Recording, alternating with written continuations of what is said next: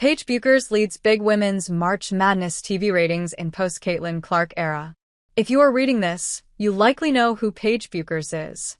Maybe you are also familiar with Lauren Betts, Maddie Booker, and MiLaysia Fulwiley. But Meg Aronowitz, a senior vice president of production for ESPN and the company's point person for its women's basketball coverage, cannot afford to make a similar supposition. When the women's Final Four games air on Friday, 7 p.m. Eastern Time and 9:30 p.m. Eastern Time, she and her ESPN colleagues have to cater, at least in part, to the casual viewer who might watch only one or two women's basketball games each year. This is the part of the tournament where we have to absolutely remind ourselves that this is an entirely new audience joining us, Aronowitz said. I know that sounds very TV cliché, but we have to teach them who these stars are. I tell my people, repeat your best stuff. New viewers are tuning in every round, and we have to make sure that we are giving people a reason to come back on Sunday for the title game. We have reached the most interesting part of this tournament, as far as a media-centric examination. Why? Because of last year's outlier viewership. ESPN executives know that it will be impossible to duplicate the Final Four viewership numbers from a year ago, and that is a direct result of Caitlin Clark not being in this tournament.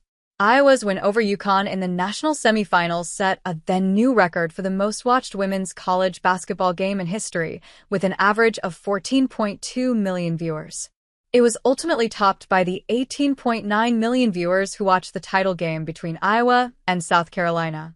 Yes, there are plenty of popular players in women's basketball, but only one viewership unicorn, that kid from Iowa with unlimited range. But this year's numbers present data points that speak to the growth of women's college basketball writ large. The Elite Eight games averaged 2.9 million viewers, the second most-watched Elite Eight round on record, only behind the Clark-infused 6.2 million viewers, numbers from last year. Elite Eight games in 2025 were up 34% from 2023. ESPN said 4 of the top 10 Elite Eight games on record aired this year, including LSU-UCLA, 3.4 million viewers, number 3 Elite Eight game all-time. Duke-SC, 3.1 million, number 4. UConn-USC, 3.0 million, number 6. TCU-Texas, 2.3 million, number 9. The Sweet 16 round averaged 1.7 million viewers across ESPN's networks, the second most watched Sweet 16 on record behind last year, which averaged 2.4 million viewers and up 39% from 2023. This year delivered 4 of the top 10 Sweet 16 games of all time, including 2.9 million for Tennessee-Texas, number 3, and 2.5 million for Notre Dame-TCU, number 4.